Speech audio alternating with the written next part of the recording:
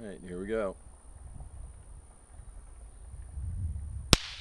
The more observant TFB TV viewers out there will notice that this video is mostly a re-upload of my previous review of the B&T Station 6, previously known as the B&T VP9. However, we had to make some edits because Royal Armouries in England threatened to sue me over my original review. The short version is that our original review video included images from content that TFB TV filmed in collaboration with the Royal Armouries several years ago, with their permission. However, in view of the speculation that the United Healthcare CEO assassin used a Station 6, my original video saw a huge increase in traffic. This was somehow brought to the Royal Armoury's attention. They thus revoked our permission to use the footage and threatened to sue me instead of just asking me, because they didn't want to be associated with that event. Accordingly, you're about to watch an edited version of the original review without inclusion of Welrod footage from the Royal Armouries. As most of you know, I'm also an attorney, and I look forward to making a video discussing Royal Armouries' legal threat against me on my personal channel, youtube.com/James Reeves, where I focus more on the law. But in the meantime, here's an overview of the B&T Station 6, the pistol purportedly used by the Manhattan assassin. It wasn't. We'll talk about that later. I became intimately familiar with this gun over the course of its development as a result of my friendship with the innovative geniuses over at B&T. So enjoy.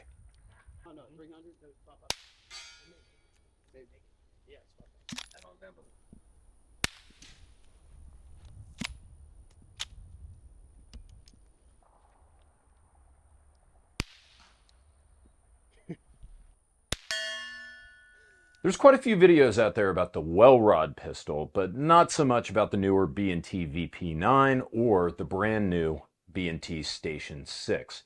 But it's appropriate to at least briefly discuss the Welrod, as it is the Station 6's grandfather. The Welrod was developed during World War II by a British guy with a pretty tantalizing and sexy surname, Major Hugh Reeves. Major Reeves was a member of the Special Operations Executive, a covert British organization specializing in sabotage, espionage, and reconnaissance behind German lines. Sounds like a fun job. To describe it shortly, the Welrod was a spy assassin's tool, a bolt-action, integrally suppressed pistol. It used a very sophisticated for-the-time suppressor that integrated both traditional metal baffles and wipes, or soft rubber or rubber-like discs that kind of operated like baffles, except the bullets intended to actually pass through the wipes while trapping the following gases to reduce noise. And because it was a bolt action with a bolt that had to be manually twisted to be unlocked, and the bolt hand cycled,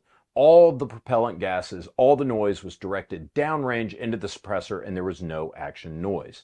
The Welrod was originally developed in .32 caliber, but because popping someone multiple times with a hand-cycled action and the accompanying human screaming sent decibel readings through the roof. The design was later changed to the more lethal, more effective 9mm. It was also later adopted by the United States OSS, the predecessor to the CIA, and airdropped behind enemy lines. It was used by spies, resistance fighters. This meant that the Welrod had to be sanitary or totally unmarked, so plausible deniability could be maintained should the gun be discovered by the enemy. A little theatricality, a little deception, a little like using utility companies or delivery restaurants in place of your side chick's names on your cell phone. It's an odd-looking gun, and the magazine is kind of the grip. And while that's not the most ideal design choice, purely from like an ergonomic or a pragmatic perspective, it meant that the Welrod looked like a bicycle pump or something without the magazine inserted, and not so much like a pistol. It's a little bit like bringing that Dunkin' Donuts cup full of booze to work.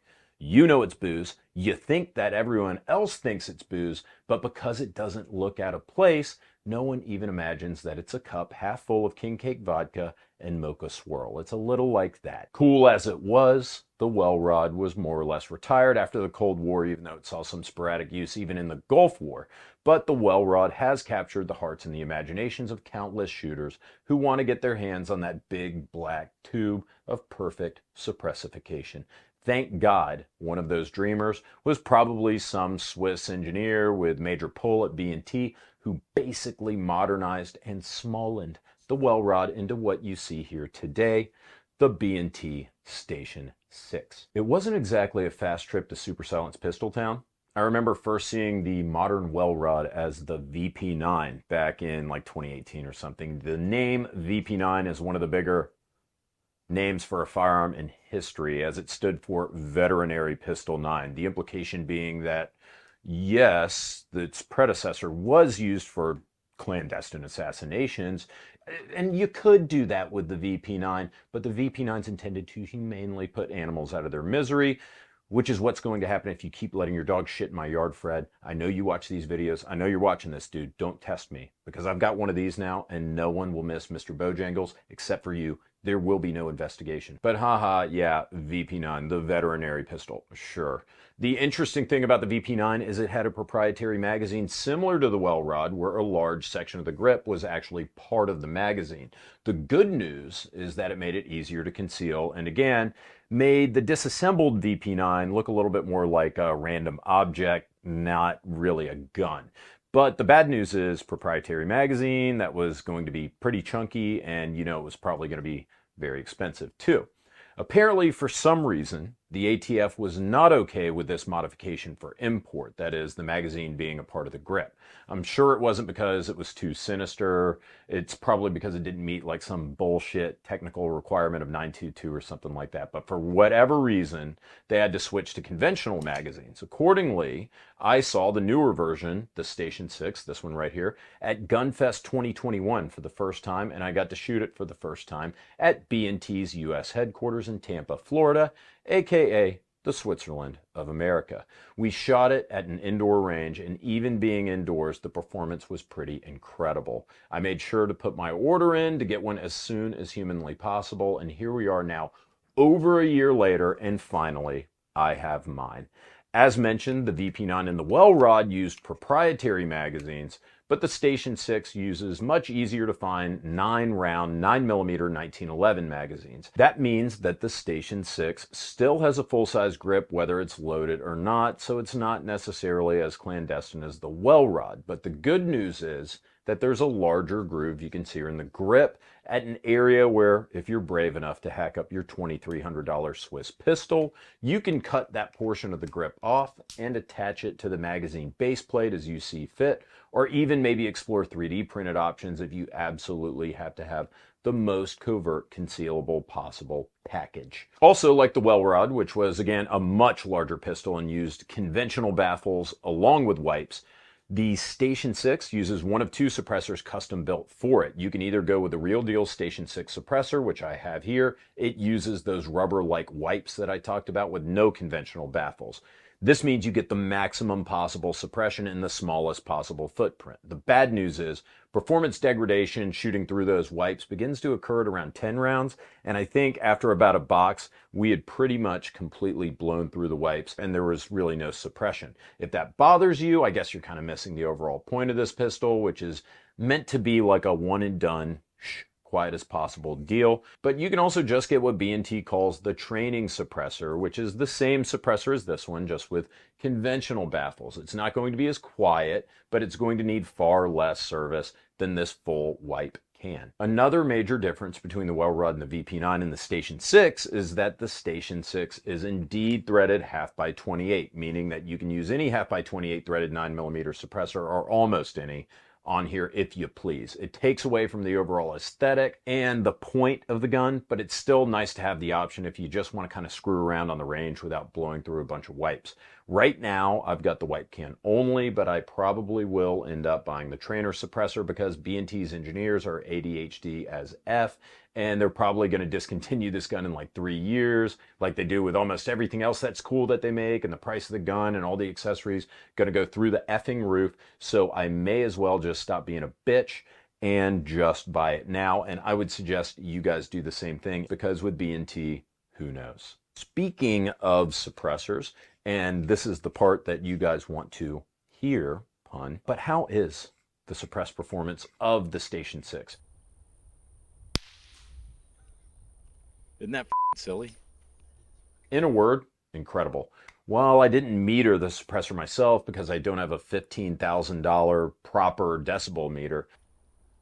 Did you hear that? Subjectively, it sounded like the quietest centerfire handgun I have ever shot. A brief note about that, and I say this frequently, but please, please don't base your decision on whether or not to buy a quality suppressor on decibel readings or what you find on the internet or white paper performance. Decibel meter readings are just too unreliable based on too many factors like ammo brand, humidity, temperature, where the suppressor was in relation to the decibel meter, maybe even the shooter's gender election, etc. But for me, actually hearing it for myself as a shooter and a bystander is far, far more important.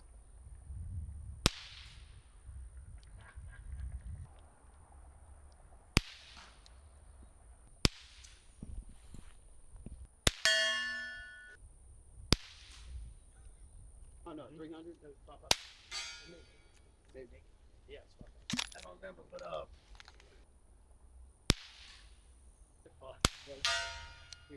sick.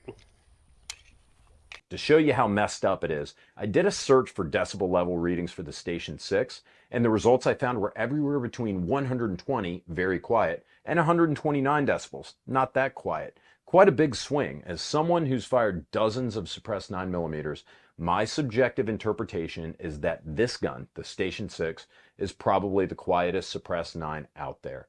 Myself and Ryan went to the outdoor range with my friends Jock, an Army Ranger, and Joey, a Plaquemines Parish deputy. All of us were absolutely astounded by the sound performance. To us, it seemed like the impact of the round on the berm was actually louder than firing it. One of the main reasons for this is because this Station 6 is, again, a bolt-action gun. It sends all of the gas expelled from firing down the suppressor, downrange. You can almost hear the sound of success when you fire in a fresh set of wipes, and then you unlock the bolt. When the wipes are new, it's almost like the gun's airtight because you'll hear air hiss into the action, or sometimes even like a high-pitched squeaking noise, a little bit like an airlock being opened in a sci-fi movie. It's really cool.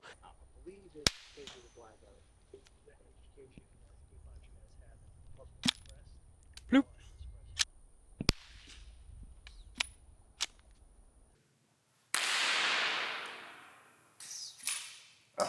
That's so funny. And perhaps more importantly, there's no action noise. Think about it. Take your favorite handgun into a quiet room, rack it as quickly and as firmly as possible, and tell me it doesn't scare the cat or piss off your wife. That's a pretty loud sound by itself before you even add a gunshot. The Station 6 has no action noise because there's no automatic action. The wipe can's incredible, using a handful of plastic-like coins that have little X's cut out of them. As I mentioned, they do have a limited lifespan, and for us, it was about a box of ammo. After that, we were getting no suppression. Since we're talking about ammo, bear in mind you have to use subsonic ammo through this gun.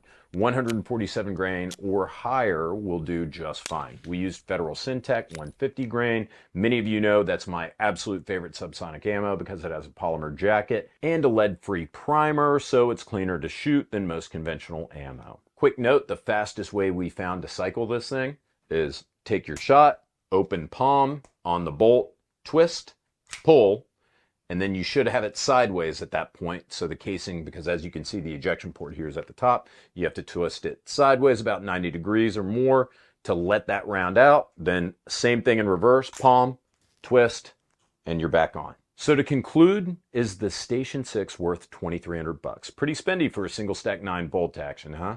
This is purely a, well, is it worth it to you question. And for me, the answer is effing absolutely. This is a one-of-a-kind pistol that will probably not mint more than a few thousand copies at most, but I'm just speculating. So it's probably going to go up in value anyways.